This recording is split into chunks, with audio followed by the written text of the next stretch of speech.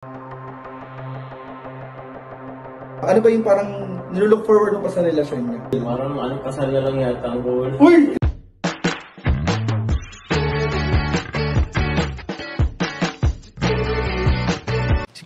Si Kuya Jens, ano yun, reactor natin yan.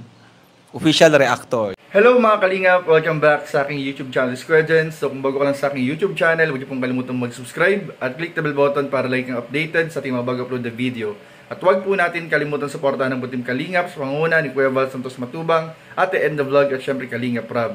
At pakisuportahan din po ang aming mga kasamahan sa Butim Kalingap. Nandiyan po ang K-Boys, Kalingap Partner, Kalingap Reactor at lahat po ng charity vlogger sa buong Pilipinas sa tumutulong sa mga kababayan natin na lahat may hirap. Suportahan po natin lahat, guys. So ayun mga Kalingap, grabe intro pa lang po mga Kalingap ay napanood na po natin ang patikim sa isang kasagutan po ni Papa Jones patungkol po sa nilulook forward pa po niya na mangyari o ma-experience po nilang dalawa ni Carla o mangyari sa kanilang relasyon. At doon nga mga Kalingap ay may nabanggit po siya tungkol sa usapang kasal na ating pag-uusapan po maya-maya lang mga Kalingap. Pero bago yon, panoorin po muna natin mga Kalingap at balikan po natin mga Kalingap yung nakaraang pagpunta ng Cebu mga Kalingap na meron palang video pa na hindi ko pa napapanood at hindi ko pa nagagawa ng reaction. So tara panoorin po natin. After that, yung isang tanong po natin kay Papa Jones na sinagot po niya na nabanggit po niya yung tungkol doon sa kasal. Pag-usapan po natin mamaya. Pero bago yon, tara panoorin po muna at bigyan natin ng reaction video in 5, 4, 3, 2... Grabe naman yun, ma'am. Ma'am, saan po yung ano natin? Saan po tayo? Ay, dito tayo. Wala po kami ni Carla. Okay, so. Yan.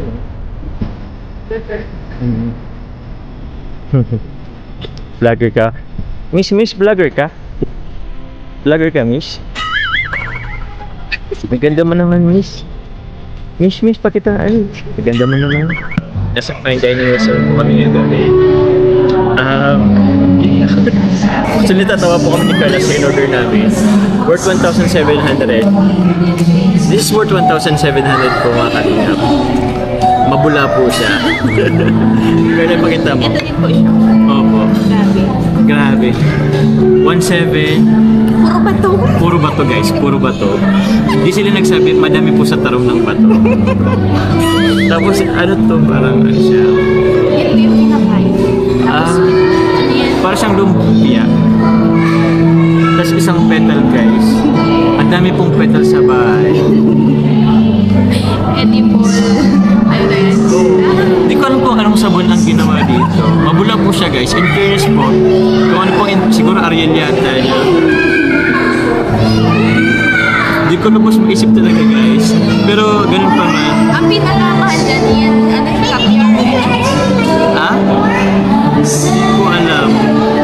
Pero yun, happy 19th month siya. Thank you very much. So, Yes. Yan. Tikman na po natin. Tikman mo. Dapat walang sayang kasi worth 1,700. Sure ka? Hindi yung petals, alisin mo siguro yung petals. Edible daw po yan. Edible. Edible daw? Okay, sige. Naglapit ako.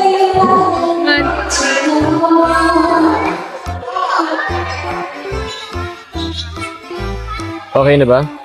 Masarap din? Okay. Bali ano pala siya? Meron tayong 5 course. So first course lang yan, may dessert pa tayo. So hindi naman siya yung isa na yan is worth 1,700 na. So 5 naman ang matitikman natin. Okay. So yun guys, tikman na po natin. Gawa po tayo ng taste review. So ganito pala siya. Okay. Try po natin guys. Na-imagine ko kasi bula, kaya parang hindi ko tuloy. Masarap din. Tikman mo Carla, masarap din. Tikman mo. Na lang. Ano naman na lang. Ito na lang. Ano, kumusta? Masarap din? Masarap din siya guys. Oh. Tama na po. Wala. The beans square plan, tomato caviar for the top with edible plants. The garnish is a parsley leaf and also the green in the front. And I have here for your side, this is olive bread. It's guys. Next course, I don't know kung ano po, pero natawa naman ako kasi kanina, actually hindi ko talaga naiintindihan kung anong nila, explanation ni Sir. English kasi, so medyo slow tayo sa English. Pero, try natin po to guys. Ano to? Para lang naman yata to? Para siyang gelatin or ano? Ice cream na natunaw. Corn soup. Hindi, pandan flavor. Oo, kasi green. Ano siya? Mainit ay mahanip. Masarap. Creamy nga ni. Creamy siya, creamy po. Ito, ano to?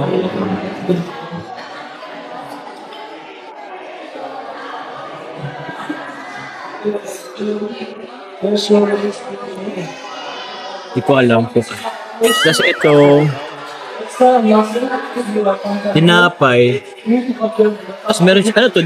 Pang, ay, tama ba yan? Parang butter. Ikaw naman oh. Butter. Butter? Ito sa mana?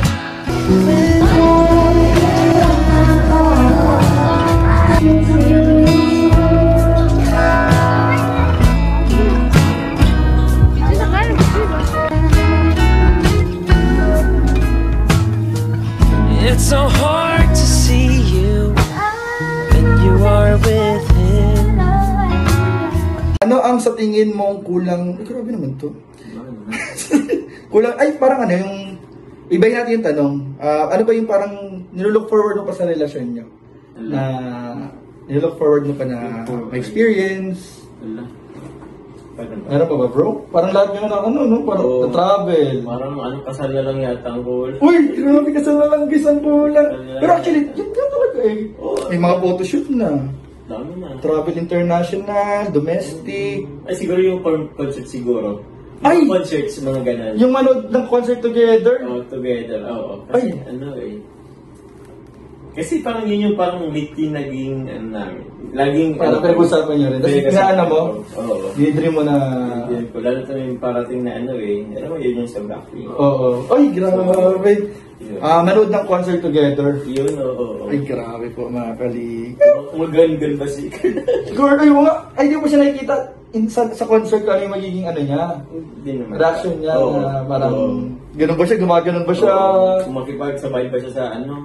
Sa crowd, sa sigawan. Oo, sigawan. Oo, tama. Abangan nyo po mga kalingap yung moment na magkakasama ang Jomcar sa isang concert, panonood ng concert. Oh, sana matuloy. Sana matuloy po, grabe po. Abangan po natin yan mga kalingap. So yun nga mga kalingap at sa mga hindi pa po nakakapanood ng vlog na yan ng Tambalang Jomcar, nasa YouTube channel po ni Kalingap Rab at huwag po natin kalimutan ding isama sa ating pagmamarathon. At yun, thank you nga po pala kay Tita Ashma na nag-sponsor po ng travel ng Jomcar sa Cebu nang sila lang po mga kalingap. At balita ko po mga kalingap ay si Tita Ashma yata po rin yung mag-sponsor na para matupad po yung nilulook forward ni Papa Joms na mangyari na makasama po niya si Carlang manood ng concert. So parang may paparating pong concert yata ang isang K-pop idol na grupo. Tapos parang nababalitaan ko na parang mag-sponsor din yata ulit si Tita Ashma. So thank you in advance po dahil may look forward na naman po ang mga taga-suporta at nagmamahal sa Tambalang Jomcar. At syempre po mga kalingap, napanood naman po natin mga kalingap na medyo may pahapyaw na rin po si Papa Joms na someday, doon na rin po papunta ang Tambalang Jomcar sa tamang panahon, sa tamang oras. At syempre, kapag naramdaman na nila ang dalawang mga kalingap na it's the right time for them to settle down. So yun lamang po mga kalingap, patuloy po natin suportahan ang Tambalang Jomcar at syempre po ang lahat ng love team at beneficiary ng Team Kalingap. So yun lamang po at maraming po salamat sa panonood. Please don't forget to like, comment, share, and subscribe sa ating mga video. Maraming po salamat. God bless. Bye-bye.